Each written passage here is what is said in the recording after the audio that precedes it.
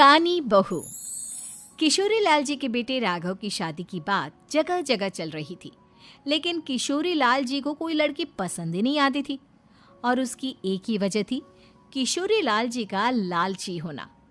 उनको लड़की वालों से मोटा दहेज चाहिए था और इसी चक्कर में एक दिन वो एक बहुत पैसे वाले के घर अपने बेटे का रिश्ता लेकर पहुंचे। उस आदमी का नाम था ओम प्रकाश। देखिए किशोरी लाल जी, मेरी एक ही बेटी है और मेरी सारी संपत्ति जायदाद सब कुछ मेरी बेटी नैना का ही है। पापा, नाम से लगता है बहुत खूबसूरत होगी। कितना अच्छा नाम है ना, नैना। ओ, वैसे बात तो सही है आपकी। अब इतना पैसा है, जमीन जायदाद है, इकलौती बेटी, आप भी क्या करेंगे? सब कुछ उसे ही देंगे ना। बिल्कुल ठीक पहचाना आपने। बस बेटी की शादी और सारी जायदाद उसके नाम। पापा, बिना देखे हाँ कर दीजिए ना। इतना अच्छा रिश्ता फिर कहाँ मिलेगा? माला माल हो जाएंगे हम। मैं अपनी बेटी को बुलाता हूँ। अरे नहीं नहीं नहीं नहीं, आपकी बेटी का नाम नैना है, सुनकर ही लगता है बहुत सुंदर होगी। रहने दीजिए अंकल, मैं तो आपकी बेटी के नाम से ही इतना खुश हो गया हूँ कि उसे बिना देखे शादी करने को तैयार हूँ। अब तो मैं उसका चेहरा सीधे शादी के बाद ही देखूंगा।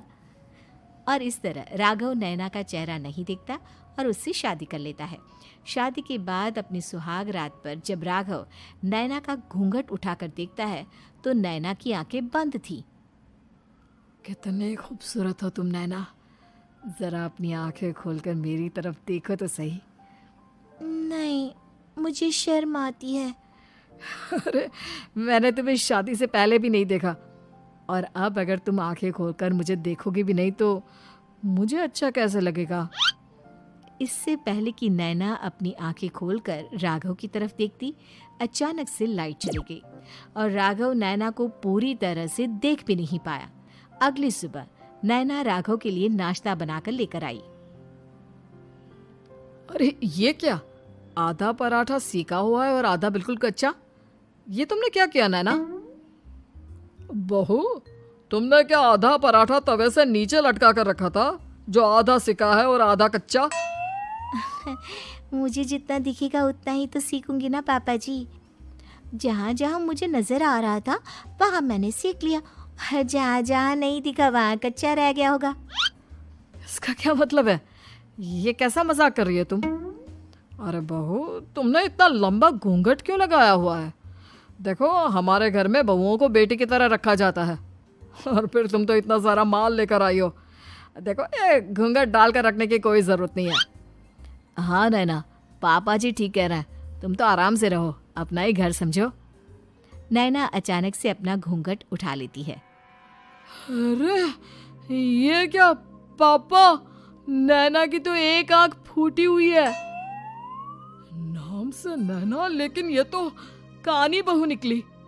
मेरे साथ धोखा हुआ है, धोखा।